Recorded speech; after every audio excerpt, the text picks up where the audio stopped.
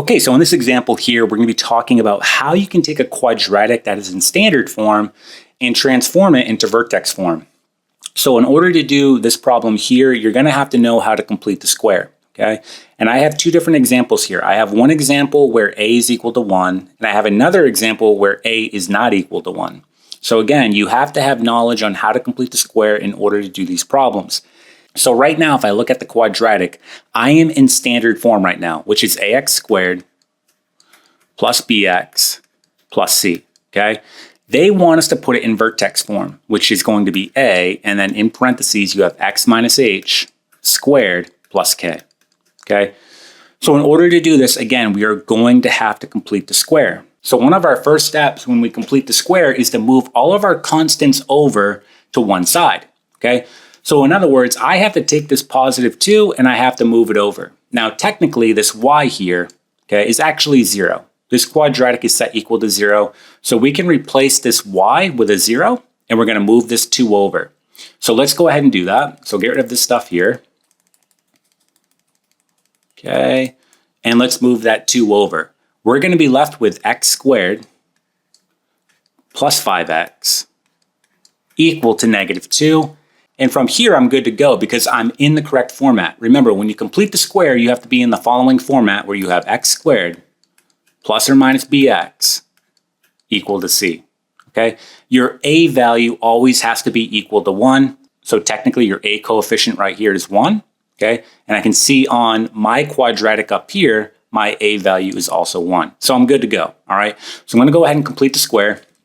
By doing that, we're going to do b over 2 squared on both sides. I'm going to do that over off to the side here. So b over 2 squared, that's going to be equal to, well, my b is 5 here. So 5 over 2 squared, okay? And when I do this out, I'm going to be left with 25 all over 4. Remember, this exponent has to be applied to both the numerator and denominator. So you're doing 5 squared and then you're doing 2 squared, okay? Now, if you watched any of those previous videos on completing the square that I did, you know that I always underline this part right here, okay? And that's going to be b over 2 simplified. I underline that because that's the value we're going to use when we factor, and that will work out every single time. But before I do that, I have to add 25 over 4 on both sides, right? I have to add b over 2 squared on both sides. That's how we complete the square. So we're going to do x squared plus 5x, then plus 25 all over 4 equal to negative 2 plus 25 all over 4. Okay, so now we have to factor this part here. And it looks challenging because you have this fraction right here, but it's not, because you're always going to use this value right here that you underlined, b over 2 simplified. So when I factor this part, it's going to be x in parentheses, and then whatever b over 2 simplified is. In this case here, it's going to be 5 over 2, and it's positive. So plus 5 over 2, and then you square it, and that's completely factored. So if you were to FOIL this out here, you're going to get this quadratic up here, okay? It works out every single time, all right? So that can save you some time. Now we have to clean up this side here. So this is equal to whatever we get on this side here. Cleaning it up, I know that negative 2 is really over 1.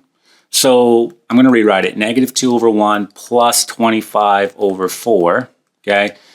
We need a common denominator to do that. I just have to multiply this fraction here by 4, both the top and the bottom. So I'm going to multiply both the bottom and the top by 4. That gives me negative 8 plus 25 all over 4. Okay. So from here, negative 8 plus 25 will give you positive 17. So I get positive 17 all over 4. Now, we're not actually going to go through the problem and solve it, okay? I don't want to solve it. I just want to get it in this format here because I'm pretty much in vertex form. Because remember, vertex form is a, and then you have x minus h squared plus k, okay? And I can see that this whole x minus h squared is right here. I have it. And my a is 1. Technically, I have a 1 here. I just have to bring my k over. My k is right here. So to finish off the problem, it's really easy, okay? You're just going to move that constant over to the left-hand side and you're done. So rewriting it, we're going to have x plus 5 over 2 squared minus 17 all over 4. And that's done. That's in vertex form. And if you wanted to, you could put y equals. Okay? So there's the quadratic in vertex form now.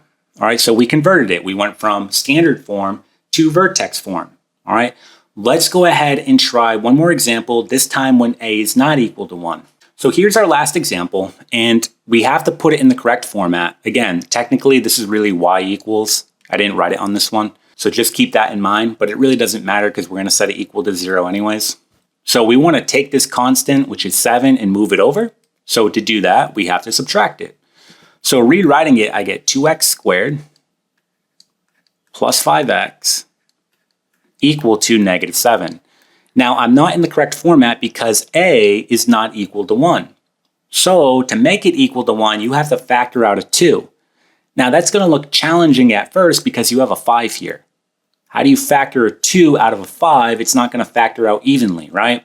Well, here's how you get around it.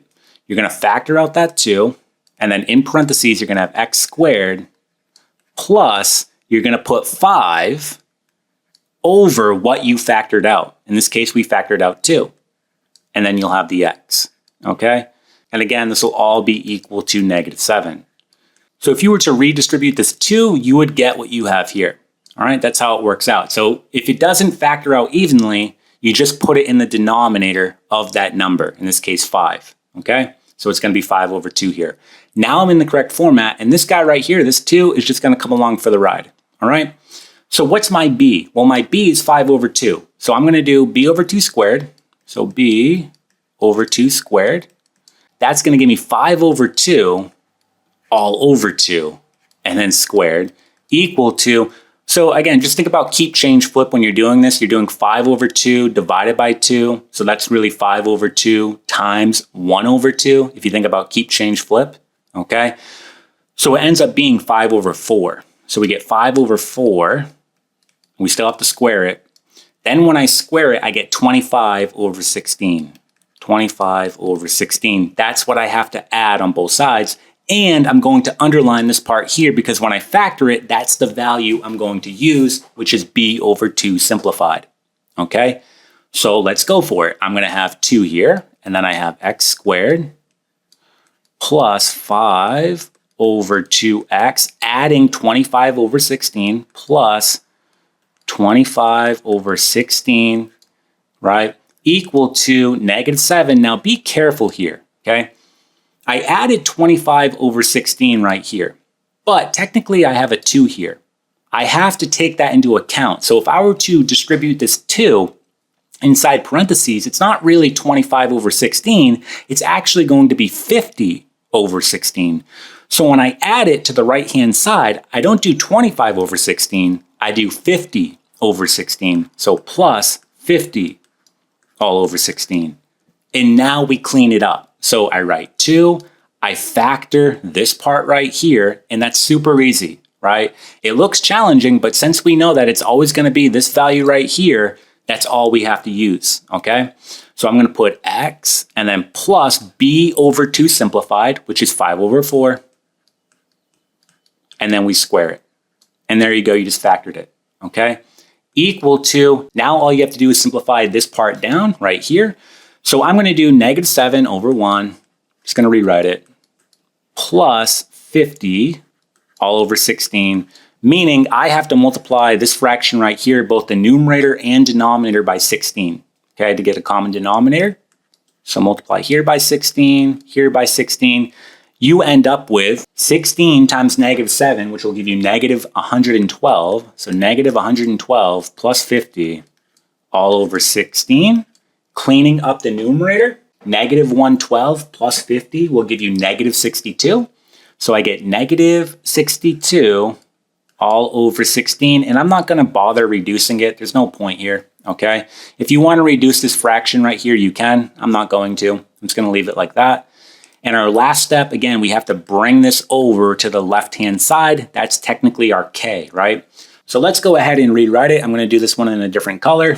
So we get y equals 2 in parentheses, we have x plus 5 all over 4 squared.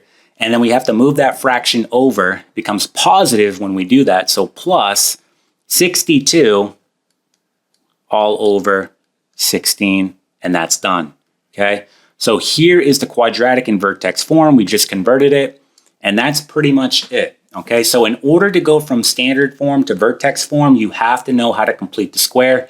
If you know how to do that, it's pretty straightforward. You actually are doing less work because you're not going to solve it at the end. You're just going to move over that constant value, which is like your k in vertex form. Okay, so that's it. I hope that you found the video helpful. I hope that you gained something from it.